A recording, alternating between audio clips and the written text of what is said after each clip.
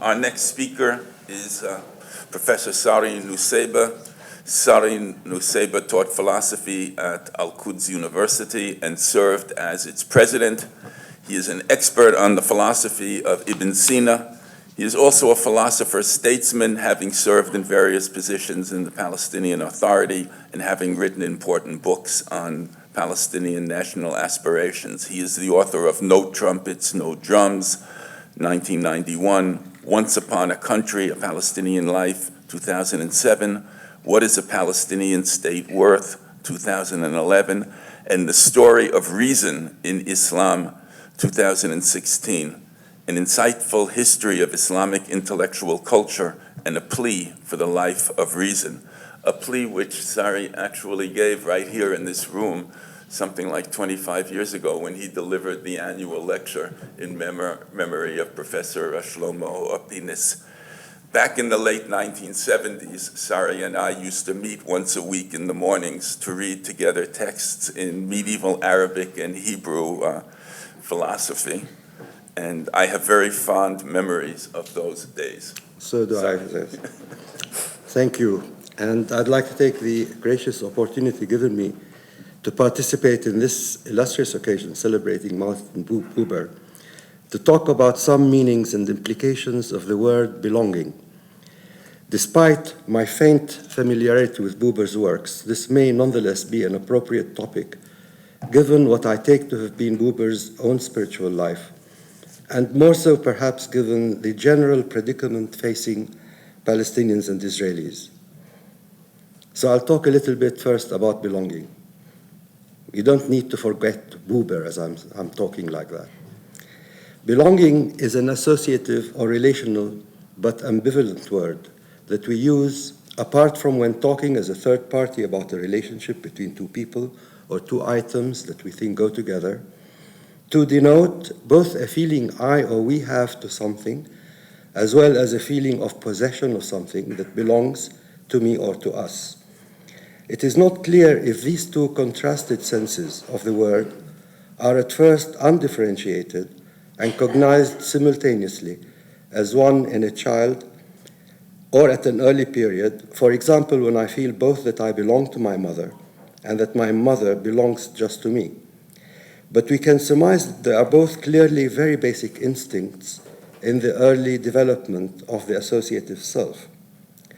While the distinction between the two senses of the term is possessive and affective is later made clear in our language, it is nonetheless often blurred, as when the sense of the Jewish belonging to Zion, for example, becomes collated with or translated into the sense of Zion belonging or belonging exclusively to the Jewish people. Or similarly, when the sense of Palestinians belonging to Palestine becomes collated with or translated into that of Palestine belonging or belonging exclusively to the Palestinian people. But whereas affective belonging seems to be something two different people and strangers can share for what has a hold on them, a city or a country, for example, possessive belonging has the contrary meaning of what a person or a people have in their hold, or what they view as their own, as when I say this item belongs exclusively to me. A further ambivalence is nested in the term and needs to be unraveled when either singular or plural pronouns are used, whether I'm talking about myself as a Palestinian or a Jew, or about my people. The conversion here from affective belonging to possessive belonging, either implying in one case a shared possession of what both a Jew and the Palestinian as individuals belong to, or in the other case an exclusivist possession by one people or the other of what they respectively feel belongs to them. Feels is the key word here to keep in mind and in what follows, as I shall be staying clear from addressing the meta question of what ownership or property or even rights mean. Another interesting feature of the word belonging is its embeddedness of the verb to long for, when this expresses a primary desire or want I have for what I feel I belong to or belongs to me but is somehow beyond my reach. I may or may not long for that which belongs to me, but longing for what I belong to and is not or no longer my belonging or mine makes perfectly good sense. That would explain a pre-Israel Jewish longing for Zion as a physical place, as well as a present-day Palestinian longing for Palestine. As is hopefully clear, apart from such feelings as I may experience as an infant for my mother, or the suited to each other special sense of belonging said of a couple, the emphasis so far in all the above examples on longing and belonging is on land or things or place, the subject in all these examples being the individual or the group. Then there is my personal longing for and the belonging to community. While connected with place, this kind of belonging is more complex. It is not a demographic classification or only that.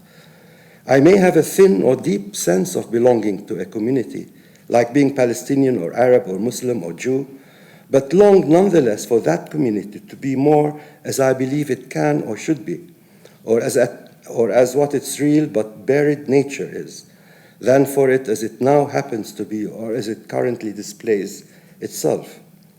Here, my belonging to a living community, who the people are and their way of life, seems more to be a belonging to an idea of this community than to the community itself.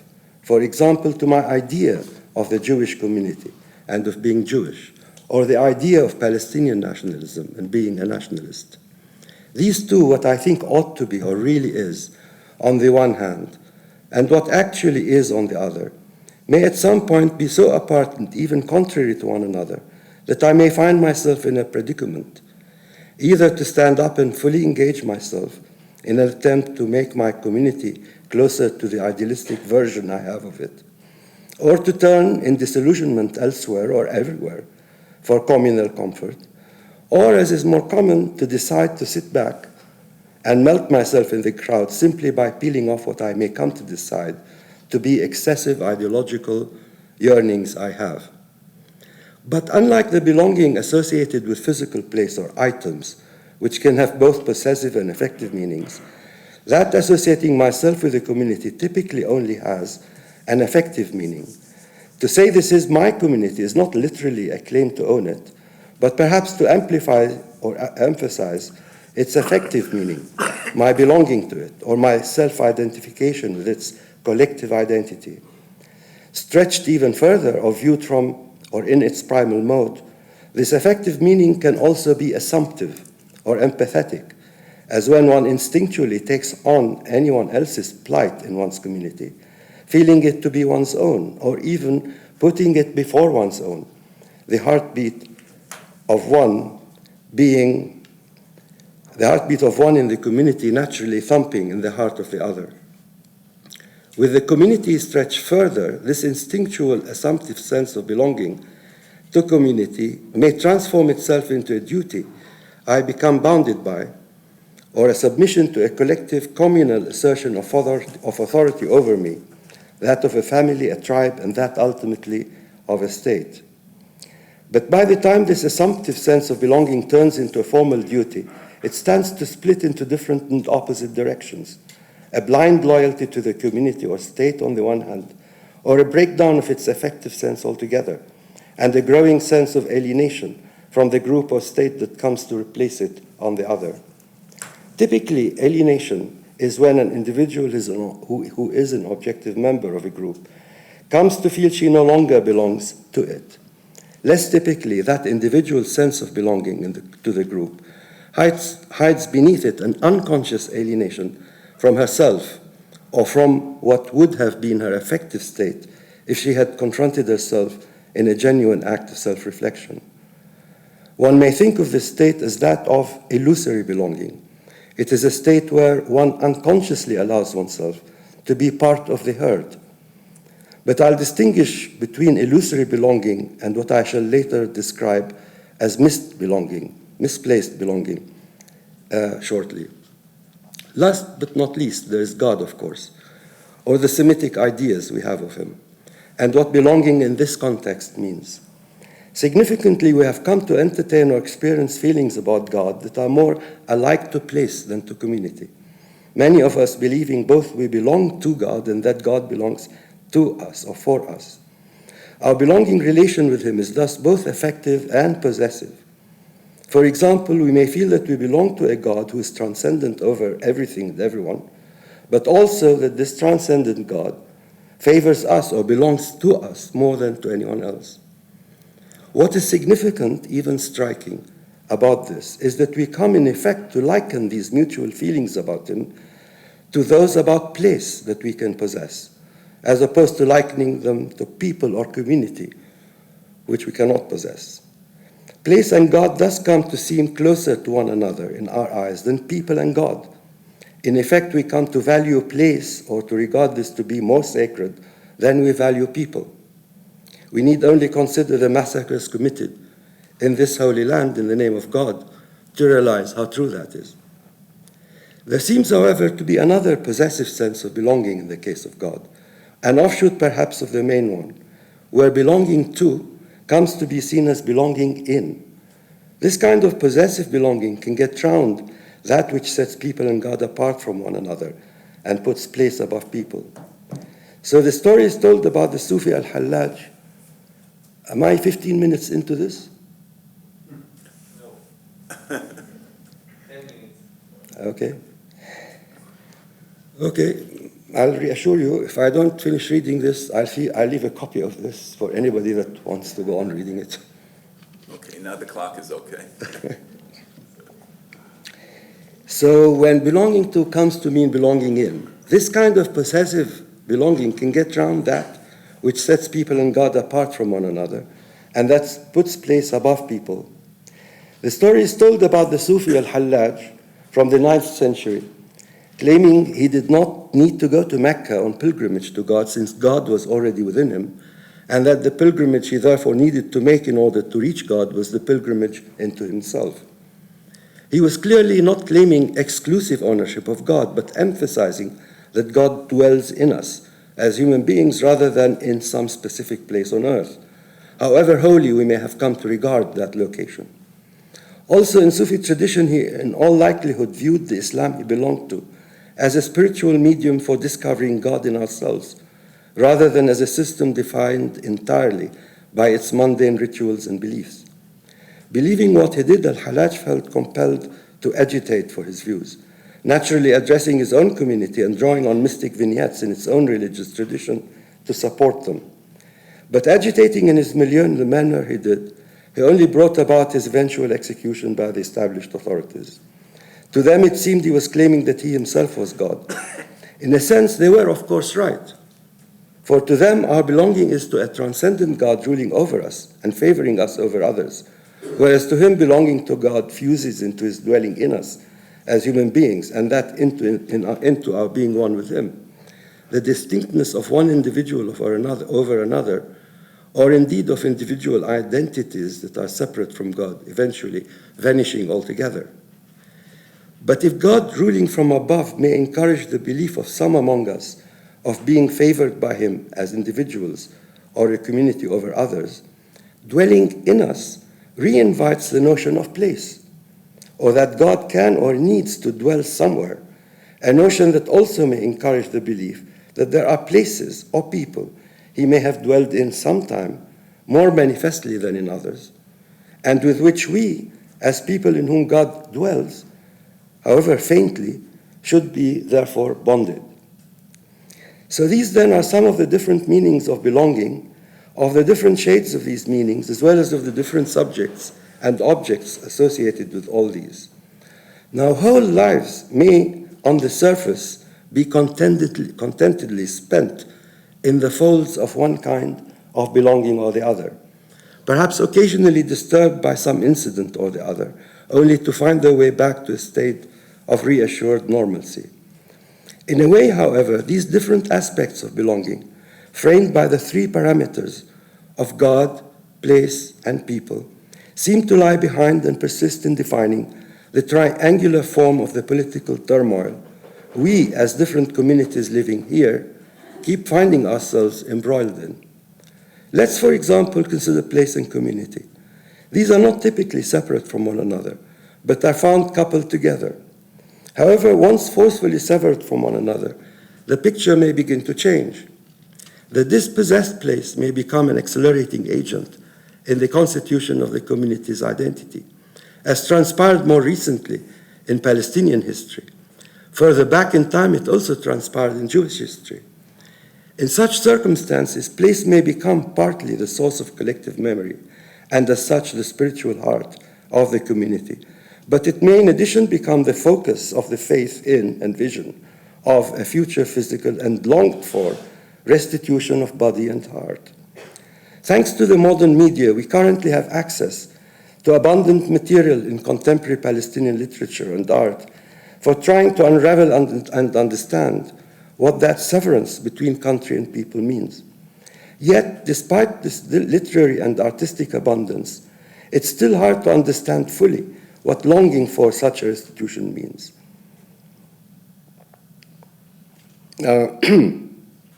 Or what restitution itself means. Al-Awda is the Arabic term Palestinians use to connote both something tangible and identifiable that can be described, but also something intangible and amorphous that it is hard, if not impossible, to describe or put into words, or for others to understand, even if it's skillfully described. But hard as that is, it's even harder when God is believed to be an essential part of the picture of both dispossession and restitution. And memories that were once live need to be substituted by religious narratives.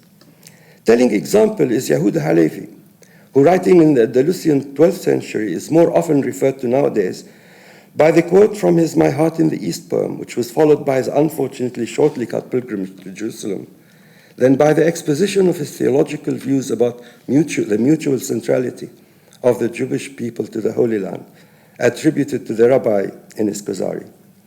One can't help wondering what the heart meant or stood for in Halevi's poem, as one can, because of its contemporaneity, though admittedly in a limited way, associate oneself with the memory of the scent of the coffee his mother used to make, that Mahmoud Darwish tells us he longs for in his famous poem about longing to be back in his country.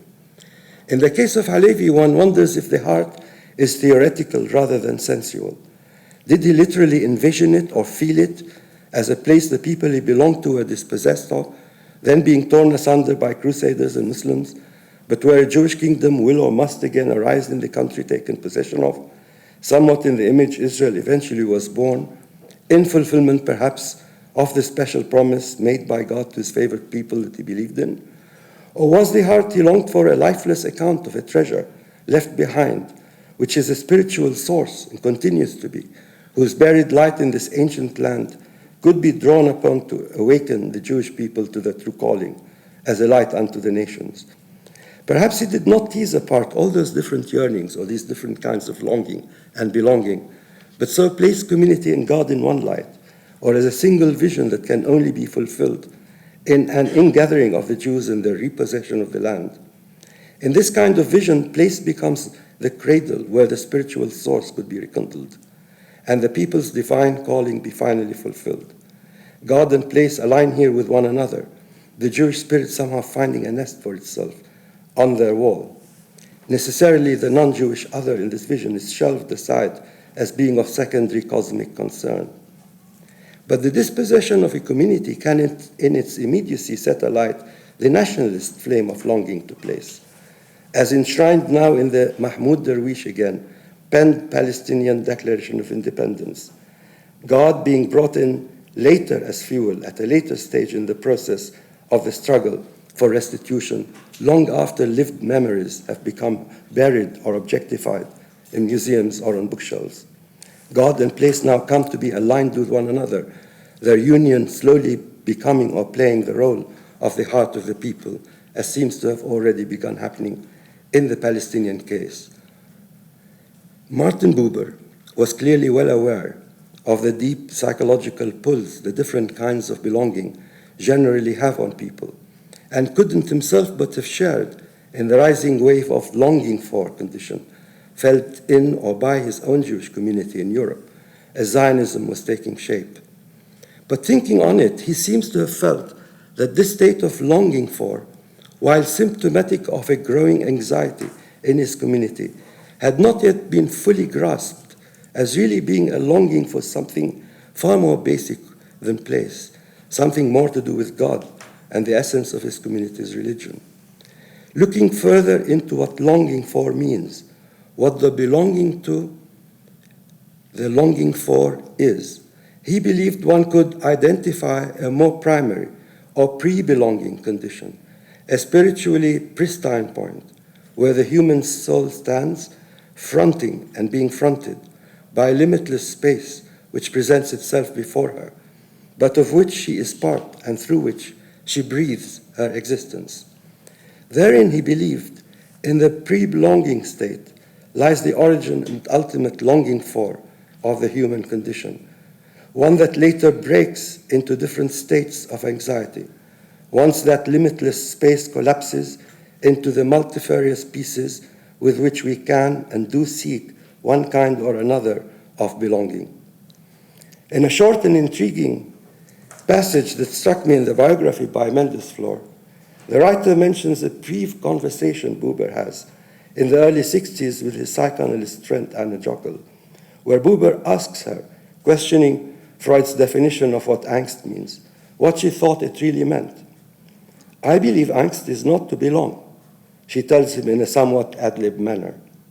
"Yes," he ponders, "that may be, not to belong." Did Buber believe that all our feelings about belonging are in the end misplaced, that they hide behind them that which we constitutionally long for, that pre-belonging or pre-experiential phase which we should long for?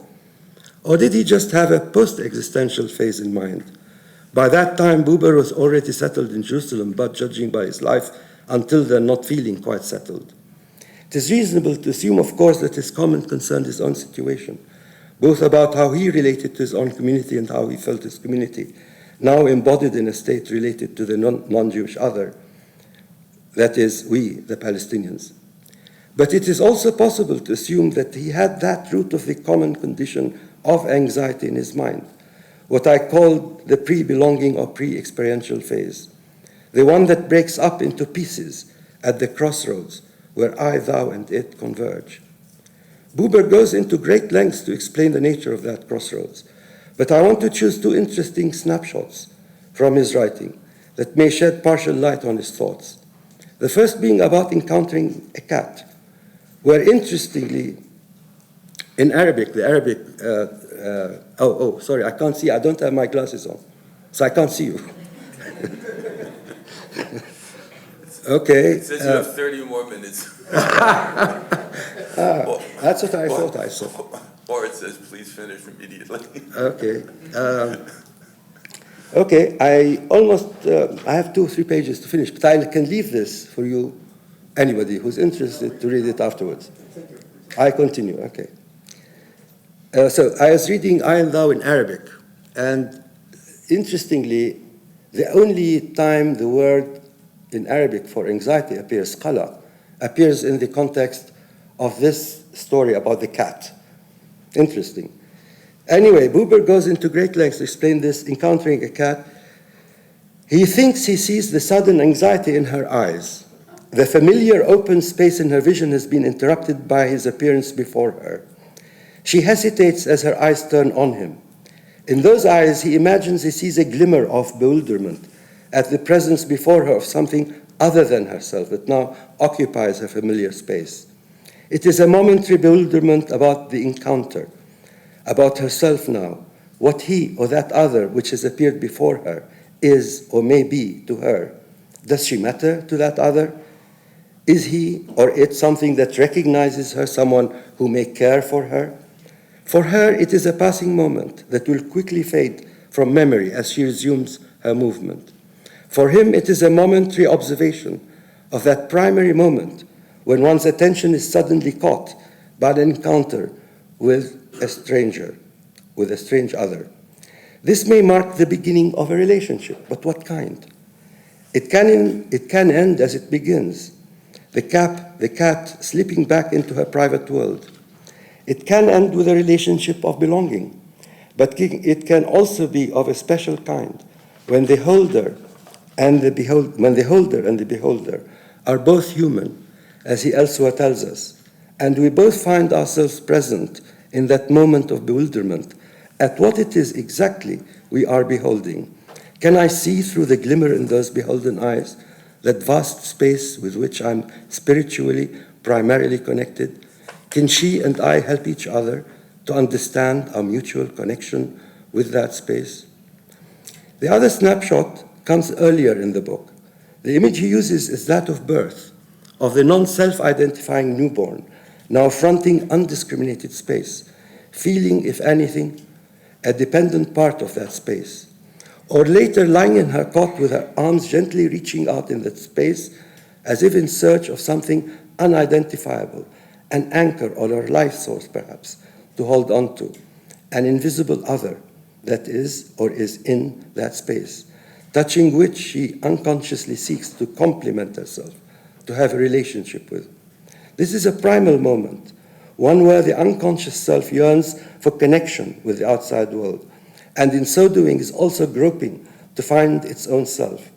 It is a pre-rational, pre-verbal, pre-physical process, which at some point, however, gets broken once a physical object, a teddy bear, in the metaphor Buber uses here, is placed in the infant's hand. Now the infant has a soft it to connect with, or to anchor herself to, one with which to establish a relation. Henceforth, it, as a belonging, comes to mediate between I and thou, that life source, perhaps even to obfuscate and obstruct the primal relation between them. Significantly, unlike the image of the mother and her infant I introduced at the beginning of this talk, it is the window to that life source that the infant seeks through her mother. It is that bewildered wonder and the complementarity with the other that holds her, the newborn, rather than belonging. In these images and in his narrative, Buber emphasizes the relational primacy of one's existence in a binary world. One is only one in relation with what is outside of one. But this is both the reductive experience of a sudden appearance of a stranger before me, if I'm a cat, and of the soft teddy bear my hands suddenly touch and hold in their grip if I'm a child, or it is that prior and mutual presence of myself encountering an intangible life source that gently enables me to experience touching, feeling, and seeing in the first place. Thereafter, I could lose touch with that universal presence and become overtaken by the teddy bears of this world. How I could experiment on them, use them, live with them, or buy them, becoming content with or confused by my possessive and affective belonging relations to them and with them. But interacting with them as I must, I can and should nevertheless not lose sight of my mutual presence with that life force, and of seeing the light of that life force infusing others, thereby seeing other human beings neither as instruments, nor yet as ends in themselves, nor see them as a community, mine or others, but as individual sacred portals for a common humanity. Here Buber interestingly employs a geometric figure to further emphasize the primacy of the individual over the community, the one-by-one connectedness with the primal source. If Buber believed in a special calling the Jewish people had, he probably believed it is above all to awaken people to the light God infuses in us, to the longing for that precedes belonging, so that we could regulate our work in the world by opening our hearts to it. His worldview then thus transcends or goes behind the triangular form in which we find ourselves embroiled in.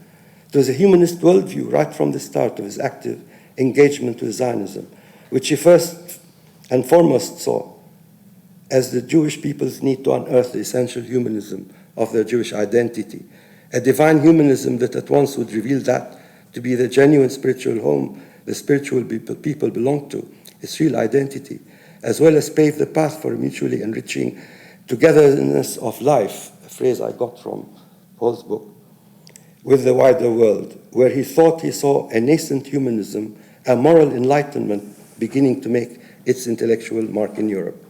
Above all, his Zionism seems to have been less a political reaction to rampant anti-Semitism or the desire to the taking to oneself of a piece of land in the world to call exclusively one's own, as it was an act of, of tikkun olam, which, if I understand it correctly, is a proactive attempt to bring moral enlightenment to the world from the very heart of Judaism.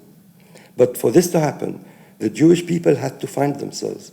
First, one by one, and then as a community, and to identify the heart that thumps in him. I go on to say here, because I'm sure I've overstepped, I go on to say here, and I'll finish, that his dream of the so-called expected, hoped-for enlightenment in Europe was destroyed with what we saw happening in the creation of an exclusionist, possessive, I don't know how to call it, Nazism, leading to the destruction and the Holocaust of Jews.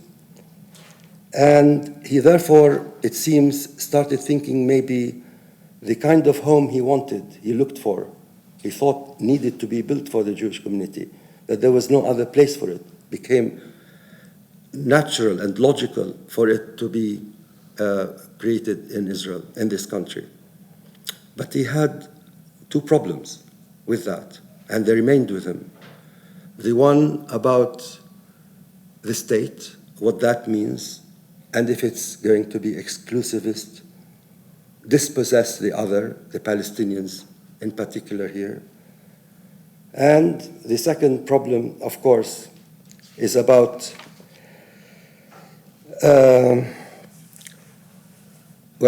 that. And I say that, it left him basically and us in a state of anxiety in general. I ask in the end if the idea of a Jewish home as Buber dreamt of it could have existed, come into existence, if we, the Palestinians, did not exist, by happenstance exist. And if the Arab world had in fact turned their back to what was happening here, the creation of Israel. And I say maybe, but most likely not. And that Israel, as that state, would have just been like any other state, perhaps better, perhaps worse than others, but full of the stuff that states are full of, a lot of sort of, everything you like and more that you dislike. That we, the Palestinians, by happenstance, may have actually encouraged to develop in Israel. But I say in the end that although I say that we happen to exist by chance here, in other words, we didn't have a project, a grand project. We perhaps lived at the tail end of heavy or grand projects, the Palestinians. Nonetheless, and although we had nothing to do with Judaism, Jews, Buber, or anything like that, I say at the end that maybe it's not happenstance. Maybe if Buber was looking at it more, he would have said, it is actually the hand of God that we are here. Why? Because maybe, actually, if you look at it, we, the Palestinians, have, although we had nothing to do with Zionism, we're not a constituent ourselves of what Zionism is, but we have actually become, by default, if you like, a constituent of what Zionism is, what it will be like in the future. We have the capacity, the power, just by being here, to see how Zionism develops, whether in the exclusivist, possessive sense, or in the way that Buber hoped it would develop. The answer is still up in the air, $1 million question. We don't know what will happen, but let's hope that at some point in the future, we will be able to live together at peace and with God. Thank you.